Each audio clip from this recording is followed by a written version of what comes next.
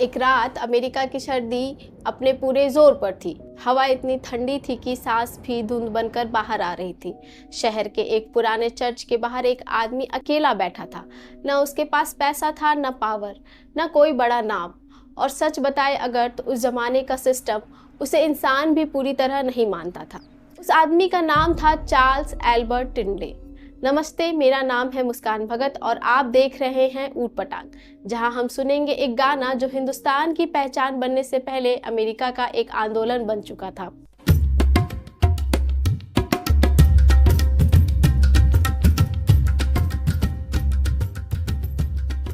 उस वक्त किसी को अंदाजा नहीं था कि ये चुपचाप बैठा हुआ आदमी एक ऐसी लाइन लिखने वाला है जो एक दिन लाखों लोगों की आवाज बन जाएगी।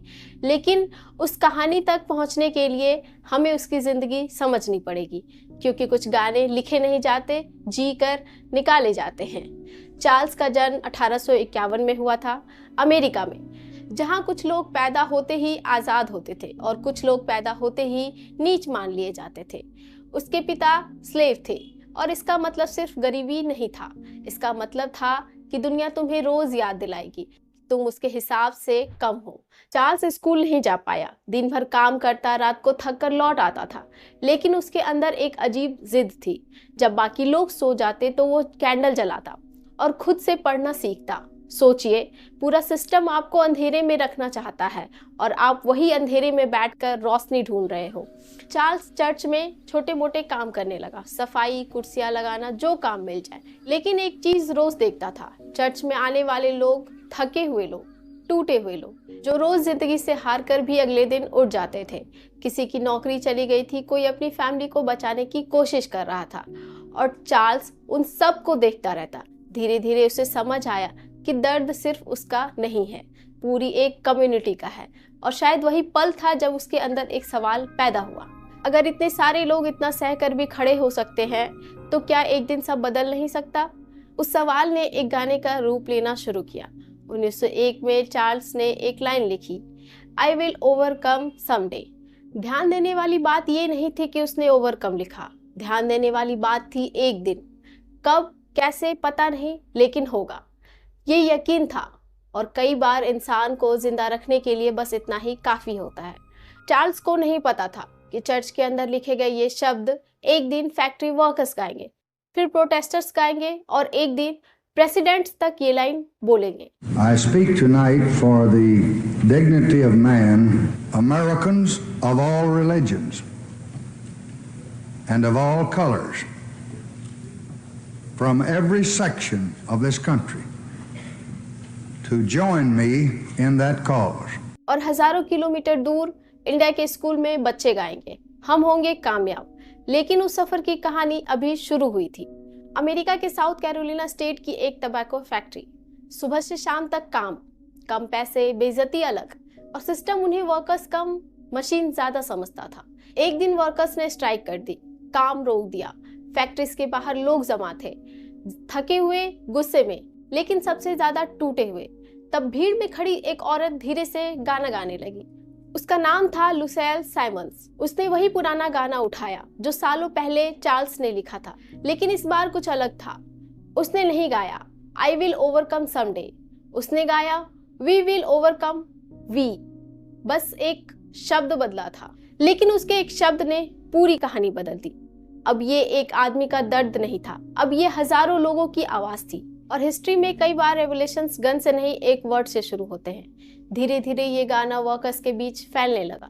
फिर एक जगह और, जिसका नाम था हाईलैंडर फोक स्कूल। ये कोई नॉर्मल स्कूल नहीं था।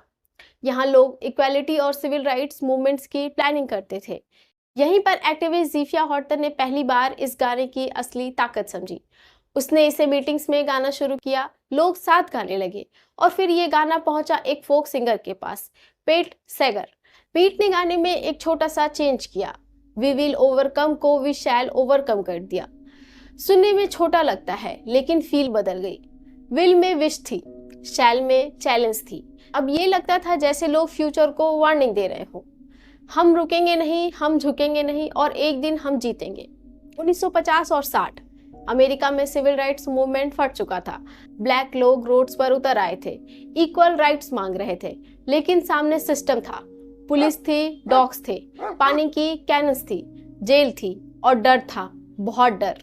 लेकिन फिर भी एक अजीब चीज होती थी, जब पुलिस अटैक करती थी लोग भागते नहीं थे, वो गाना गाते थे, वी शैल ओवरकम। सोचिए उस सीन को, एक तरफ यूनिफॉर्म, एक तरफ हथियार और दूसरी तरफ खाली हाथ लोग जो गाना गा रहे हैं। इस दौरान एक आदमी ने इस गाने को और ज्यादा पावरफुल बना दिया, मार्टिन लूथर किंग जूनियर।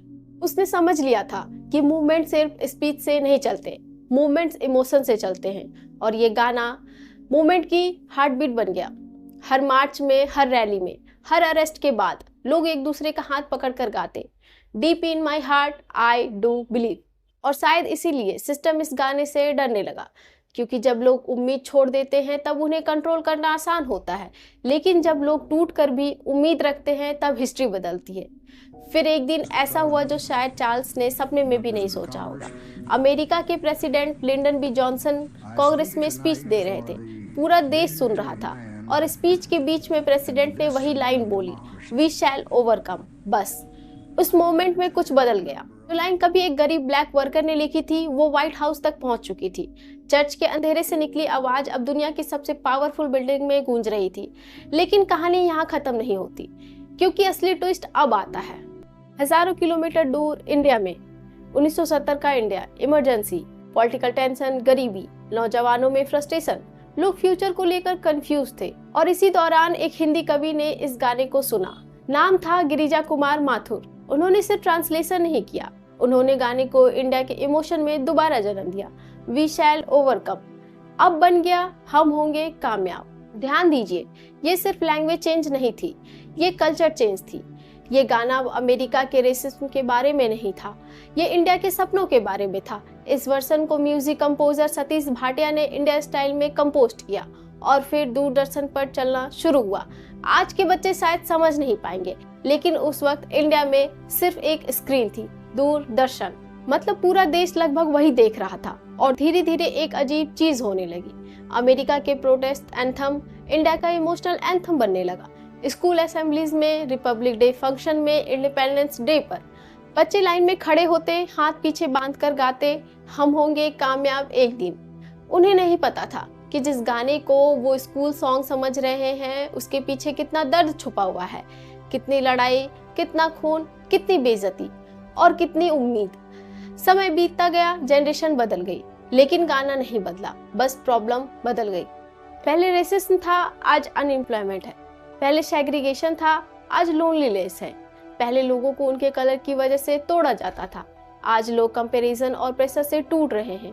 लेकिन एक चीज आज भी सेम है, इंसान का डर, और इस डर के बीच बची हुई उम्मीद। शायद इसीलिए हम होंगे कामयाब सक्सेस का गाना नहीं है, ये विनर्स का गाना नहीं है, ये उन लोगों का गाना है जो हर दिन हारने के बाद भी अगले दिन उठते हैं। और हिस्ट्री की सबसे डेंजरस चीज क्या है पता है? जब थके हुए लोग उम्मीद रखना बंद नहीं करते।